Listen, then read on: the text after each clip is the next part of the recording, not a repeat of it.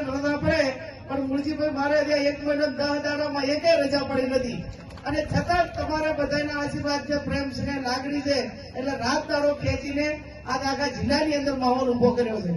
આમે તમામ પ્રકારની સગવડો છે, સંસાધનો છે. આમે બેંક છે, ડેરી છે, પોલીસ છે, પૈસા છે, સમાજનો સુખી લડવા વાળો છે. આપણે તો કાંકરા પાળ બધાને ટેપે ટેપે સરોવર ભરાય. પણ મારે અભિનંદન આપવા છે સમગ્ર બનાસકાંઠાની 18 આલમ 36 કોમને કે 1 મહિનો ને 10 દાડા થયા.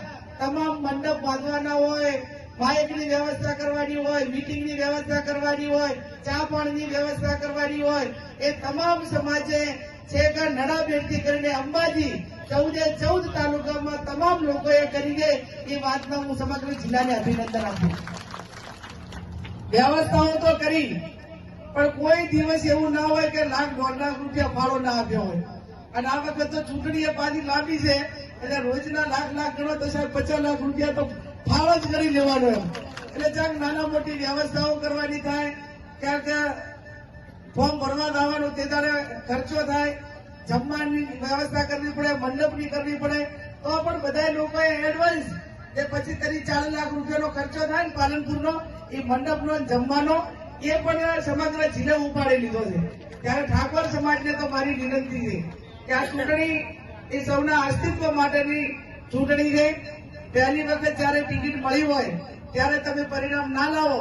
તમને બધાને ખબર છે કે તમે 2017માં મરણિયા કેમ થયા હતા. તમને બધાને ખબર હતી કે જો આ વખત પરિણામ ના આવ્યું તો બધા જિંદગીમાં ટિકિટ મળવાની નથી. એમાં લોકસભાની ટિકિટ પણ સમાજ મોટો છે એટલા માટે કરીને આપી છે. આ 36 કોમ આપણી હાથે છે.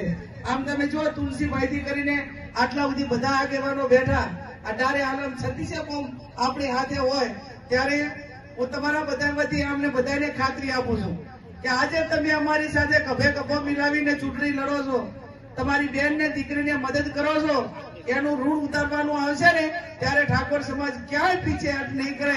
એની પણ હું તમારા બધા વતી સ્ટેજના આગેવાનોને સૌને ખાતરી આપું છું. 15મી તારીખે ફોર્મ ભરવા આવવાનું છે અને ફોર્મ ભરવા ગુલાબભાઈએ કીધું એ પ્રમાણે એમણે કીધું કે અમે થરાદ વિધાનસભામાંથી 300 ગાડીઓ કરવાના છે. એટલે ડાલુ, ઇકો ગાડી, પિકઅપ હોય કે આ પ્રકારના સાધન